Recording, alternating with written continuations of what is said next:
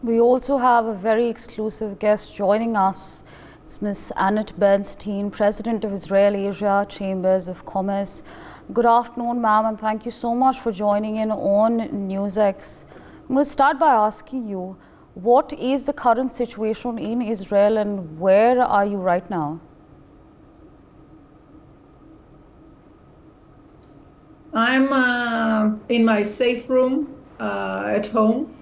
I live halfway between Jerusalem and Tel Aviv. I'm in the reach of the rockets and we have sirens from time to time. But I would say that where I am, I'm safe because it's, let's say, 1 hour from the border with Gaza, 1 hour from Tel Aviv. So no one is safe, but still everything is relative here. Right. What is the latest advisory of movement and the war that you've received from, in fact, the warning that you've received from the government? I think that we are used to living in war situations. It's not new to us. I mean, we have sirens, and when sirens are on, we know that we need to go to the safe room or to the shelter or to the closest protective area. And there we need to stay at least 10 minutes after the siren is off. And this is the routine and the instructions we are getting. Of course, the people that live next to the border are more alert. There were few infiltration after Saturday. So, of course, villages and cities next to Gaza are suffering much more from the current situation. And we are also alert to what is happening now in the north of Israel. Very tensed situation, and we hope, of course, that the North Front will not flare, and then we will have to deal with south, which is the Hamas, and the north, which is Hezbollah. At the moment, the north is still contained, but the south is very troubling. The other issues that we are starting to hear more and more horror stories from the massacre that happened here on Saturday. It's kind of, we're just now starting to understand what really happened. We didn't, we knew that they kidnapped people. They kidnapped now almost 200 people are in captivity by the Hamas in Gaza. Kids which are 6 months old. Can you understand what is happening? A lady which is with dementia, she needs her medication. They took her on the ride in their Jeep as if they're going to a trip. Tourists that are here, caregivers from Nepal, Sri Lanka, Philippines. It's unbelievable what they did. Those it's not animals, it's monsters. I mean, I love animals. Right. What is the information that has been received on the civilians taken hostage by Hamas? Not much, in a sense that we are aware that Erdogan from Turkey have started a discussion with the Hamas. The Hamas haven't provided yet the list of people that are held with them.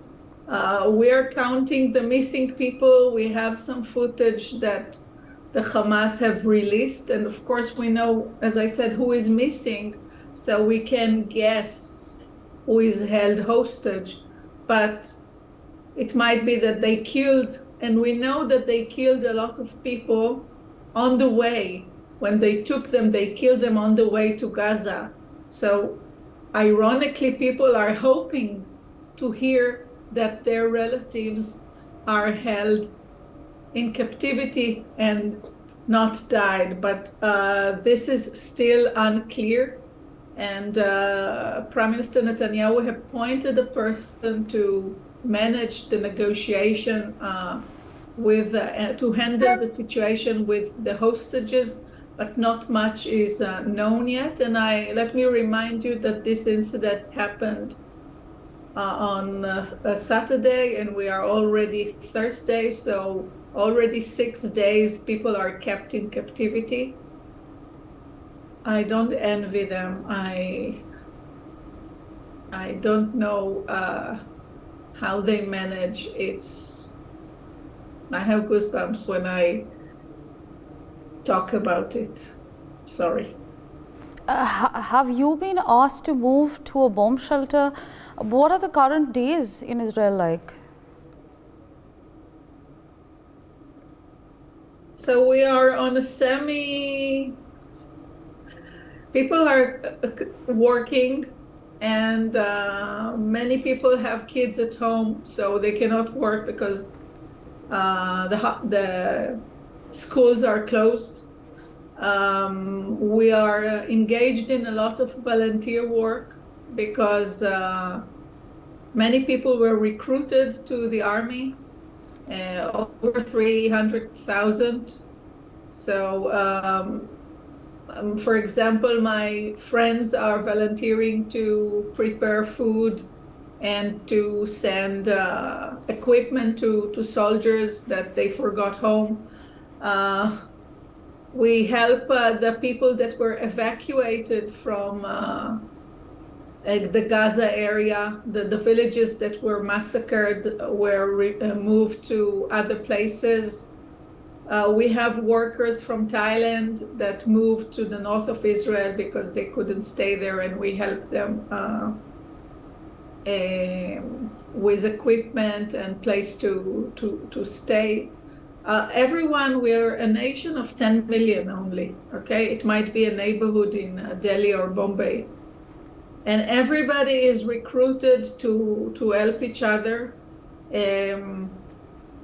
I'm talking to you and helping, asking the help of India to put pressure on Hamas to release the kids, to release the old people, to release the entire hostages. And of course, there will be some discussion with Israel on that.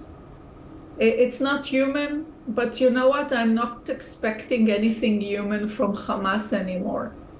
They are like ISIS. You saw what ISIS did in the past, and the stories that we hear remind us of the Hamas, of ISIS. Those stories remind us of the Nazis in World War II, things that we never thought that it can happen again. We had terror attacks in Israel, but the kind of brutality that those people behaved, killing a child in the eyes of his mom, those are things that you cannot imagine, and I don't want anyone to imagine even. But we are in a nation in a trauma, but we will become stronger, and we will beat Hamas, and we cannot live side by side with those barbarian monsters that really want to kill us just because we are Jews, just because we are here. I don't see, and we can just destroy Hamas, and that's what we will do. That's what the coalition government yesterday announced, that it's not going to be just an operation to kill few or destroy few of their command centers. The current war that we declared is to really stop the Hamas, stop this terrorist organization that can continue to work elsewhere in the world. It's not just a problem of Israel. Let me explain. It's a problem of the liberal democratic world. We cannot let such terrorist organization to operate in our world at all. Right, absolutely. Now, are you being able to connect with your family and friends? What are you learning about the situation in other areas from them? So we are on the same boat. Israel is a small country. My family, my immediate family is with me home. My mother-in-law came to stay with us because it's not time to stay alone at home when you have sirens all the time. We are all shocked. In our Facebook feed and the social media, we see that my friend's daughter, beautiful daughter, died. The brother of my deputy in the chamber died. The son of my friends died in the party that was happy party of a holiday. It was a festival of 2 days of music and love and nature, and they just butchered those young people in the middle of the desert. A nephew of my colleague from work, the daughter of Eyal Waldman, the CEO and founder of Mellanox, the son of our former Ministry of Science, and the names go on and on. We have already 1,300 people declared dead, 3,000 people injured, and 200 that we are assuming are in captivity. The numbers are unconceivable. In 2611, in Bombay, 175, if I'm not mistaken, were killed, and we thought that it's a huge number. Imagine that in such a small nation as Israel, 1,200 people died. We know so many in my neighborhood. A boy just was declared dead. In the next door neighborhood, 3 funerals yesterday. We are all affected. We're all one family in one way. And it's just devastating. But don't be mistaken. We are sad and we are in shock and we are resilient. But we will give this Hamas such a fight, and you know that Israel has a strong army, and we will beat them. They will really regret the Saturday events. How exactly are these efforts to get reserved forces back home working out? What are the major problems you're facing? The reserve is everyone. Okay, everyone in a certain age, and a lot of our volunteers volunteering also in older age. Usually people volunteer until they are 50, and I see a lot of people in the reserve that are 50 and 60 and even 70 going to help. We are used to it. People do reserve practice every year. It's not that a person that wasn't in the army for years come back. You need to keep practicing and training to be in shape. So in Israel, every year you have 1 or 2 months of reserve service. So when there is a declaration of war, we call it order number 8. This is the way we call for reserve for war, and people just are waiting to be called because for them they are coming to protect their country. They are very nationalist. They are very loyal to their country. And you don't need to persuade someone to be recruited. Actually, on the contrary, my husband is calling his unit, asking to be drafted and asking to come and help. We dusted the uniform from the attic that he haven't used it for a while, and he is sitting on the next room waiting to be called to his unit. So we do want to protect our country. We don't have other choice. This is the only country of the Jews in the world, and we need to protect our country. We need to protect our nation. Some people call it the second independence war.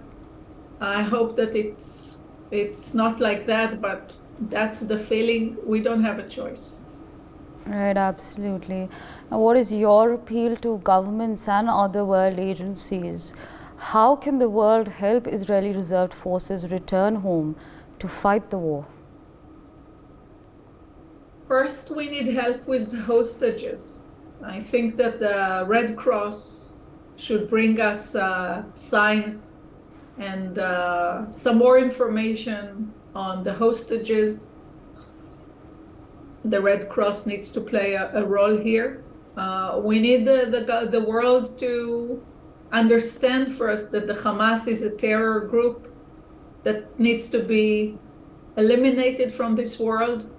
It's not a legitimate organization. It's not a peace organization, as some people told me. It's a terror group like ISIS. And the way US fought not ISIS, and all of us understand that this organization have no place in our world, so is Hamas. Beware, they start here, they are backed with Iran money, and they can go to Africa, they can come to India. They don't like us because we are Jews, but it's more than that. They are fundamentalists and seeking just to kill. So we all need to be aware of that. I'm expecting India to be involved and help us bring back the hostages, whether they are Israelis, young or small, foreigners, tourists that are also hostages. All of them has to be released, or at least give us a sign of life and make sure that they are in good situation, taken care of. Many were wounded, many need their medication. Kids needs to be released immediately. It's not even a question. Thank you so much, Anat, for joining in and sharing your story with us. Another heart-wrenching story. For more such videos, subscribe to the NewsX YouTube channel, hit the bell icon.